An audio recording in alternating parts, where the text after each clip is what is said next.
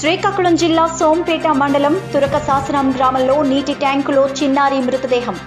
గుండెలు పగిలేలా రోధిస్తున్న తల్లిదండ్రులు. తురకశాసనం గ్రామంలో ఒక్కసారిగా విషాదం.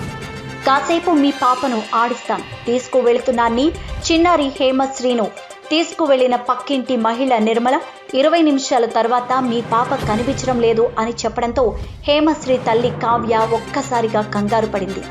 వీధిలో వెతికినప్పటికీ ఫలితం లేకపోయింది. చివరకు ఎవరైతే పాపను పక్కింటి నిర్మల తీసుకువెళ్లారో మీ పాప వాటర్ ట్యాంకులో పడి ఉందని పాప తల్లికి తెలియజేయడంతో గ్రామస్తులు చిన్నారిని బయటకు తీసేసరికి విగత జీవిగా పడి ఉంది. వెంటనే సోంపేట సామాజిక ఆసుపత్రికి తరలించినప్పటికీ ఫలితం లేకుండా పోయింది.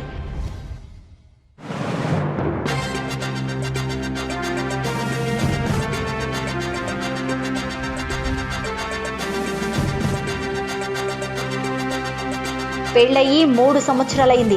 తండ్రి ప్రైవేటు ఉద్యోగం రీత్యా ముంబైలో ఉంటున్నాడు. తండ్రి పేరు మూల దుర్యోధన, తల్లి పేరు కావ్య.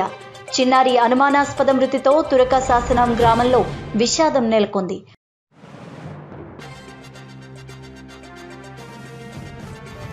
నేను అలాగే ఒక 5 నిమిషాల తర్వాత స్నానం చేసి వెళ్తే పాప కనిపించలేదు. వెతికారు అందరూ, ఈ అమ్మ దగ్గర లేదన్నారు.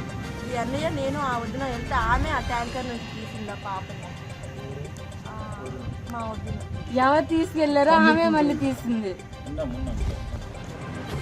వాళ్ళ ఇంట్లోనే ఉన్నాం, పక్కన 2 ఇళ్ళు పక్కన.